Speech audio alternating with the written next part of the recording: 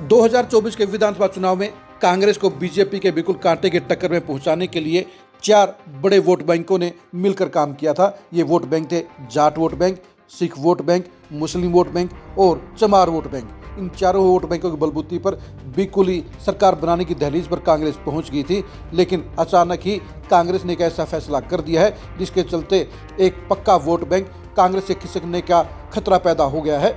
नमस्कार, मैं हूं कुलदीप शरण।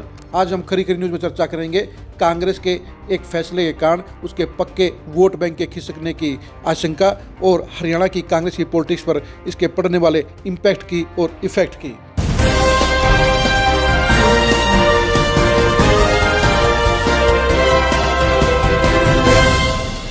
कांग्रेस ने इस बार 20 साल के बाद जाट और दलित के कम्बिनेशन को चेंज कर दिया है। पिछले 20 साल से जहां मुख्यमंत्री और सीएलपी जाट बनते आए थे, वहीं पर प्रदेश अध्यक्ष के तौर के ऊपर दलित नेताओं को बिठाया गया था, नियुक्ति की गई थी।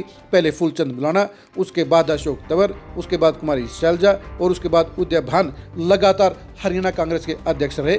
लेकिन इस बार राहुल गांधी की चॉइस के हिसाब से, राहुल गांधी की ख्वाहिश के हिसाब से ये कम्बिनेशन बदल दिया गया है और अब जाट और ओबीसी का कम्बिनेशन बना दिया गया है। जहां सीएलपी के तौर पर भूपेंद्र हुड्डा बैठ गए हैं, वहीं पर प्रदेश अध्यक्ष के तौर पर राव नरेंद्र सिंह की नियुक्ति हो गई है। लेकिन ये बदलाव चमार समुदाय को रास नहीं आ रहा है और उनको लगता है कि एक समझी सोची रणनीति के तहत उनको खुद लाइन कर दिया गया है। उनके समाज को कांग्रेस ने हाशिए पर डाल दिया गया है। अचानक ही चमार समुदाय के अंदर इस बात की चर्चा हो गई है कि जिस तरह से अशोक तंवर के साथ व्यवहार किया गया, जिस तरह से कांग्रेस के अंदर कुमारी शैलजा के अंदर भेदभाव का व्यवहार किया गया, उसी तरह से अब इस समुदाय को हाशिए पर डालने का काम कर दिया गया है, नेगलेक्ट करने का काम कर दिया गया है। यानी कांग्रेस को उनके समुदाय की जरूरत नहीं है, उनके वोट बैंक की जरूरत नहीं है। और इस मामले को लेकर चमार समुदाय में भूपेंद्र हुड्डा खलनायक बनते हुए नजर आ रहे हैं, क्योंकि ये प्रचार हो रहा है कि भूपेंद्र हुड्डा ने ही राव नरेंद्र सिंह को जहां प्रदेश अध्यक्ष बनाया है, वहीं पर उन्होंने चमार समुदाय के वोट बैंक को ध्यान में नहीं रखा है। वो चमार समुदाय को ज़्यादा वेटेज नहीं देते हैं, उनका सम्मान नहीं करते हैं और यही वजह है कि उनको इग्नोर कर दिया गया है। वैसे भी आपको ये बता दें कि लोकसभा चुनाव में जहां पूरा एससी कैटेगरी का वोट बैंक कांग्रेस के साथ में खड़ा था, वहीं 5 महीने के बाद विधानसभा चुनाव में बीजेपी की डीएससी की प्रणाली ने उनके समीकरणों को बिगाड़ दिया और इस वोट बैंक को 2 हिस्सों में बांट दिया। जहां डीएससी वोट बैंक अलग से हिस्सा मिलने के बाद बीजेपी की तरफ लामबंद हो गया, वहीं पर बीजेपी के खिलाफत में चमार वोट बैंक पूरी शिद्दत के साथ कांग्रेस के साथ खड़ा था और यही वजह रही कांग्रेस को इससे मजबूती भी मिली।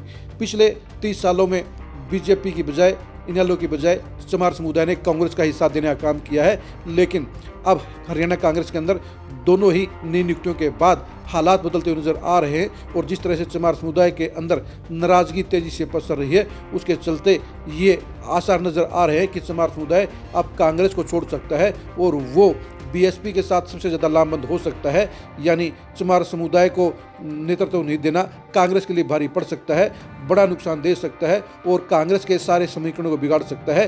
क्योंकि हमने आपको 4 वोट बैंक बताए थे, वो 4 वोट बैंकों में से 3 वोट बैंक जाट, सिख और मुसलमान चौटाला और दिवलाल परिवार के साथ भी कांग्रेस से ज़्यादा लामबंद रहे हैं। और जिस हिसाब से अभय सिंह चौटाला की पार्टी अब राइज कर रही है, उसके चलते ये लग रहा है कि तीनों वोट बैंक कांग्रेस की बजाय 2029 में इनेलो के साथ जा सकते हैं।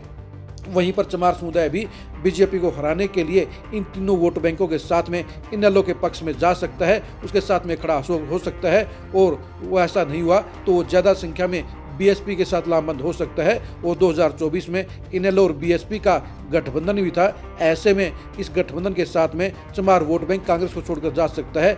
यानी कांग्रेस के लिए एक नई समस्या पैदा हो गई है और ये समस्या छोटी नहीं है, बल्कि ये समस्या बहुत बड़ी है, क्योंकि सबसे पक्के वोट बैंक का खिसकना कांग्रेस पार्टी की जड़ों में तेल डालने का काम कर देगा और 2029 में सत्ता हासिल करने के दरवाजे को परमानेंट बंद कर देगा। आप चमार समुदाय की नाराजगी के बारे में क्या सोचते हैं, कमेंट करके जरूर बताइए। क्या कांग्रेस ने चमार समुदाय के नेता को प्रदेश अध्यक्ष नहीं बनाकर, चौधर नहीं देकर एक बड़ा रिस्क मोल नहीं ले लिया है? इसके बारे में कमेंट करके जरूर बताइए। आप हमारे फेसबुक पेज को फॉलो कीजिए, आप हमारे यूट्यूब चैनल को सब्सक्राइब कीजिए। नमस्कार।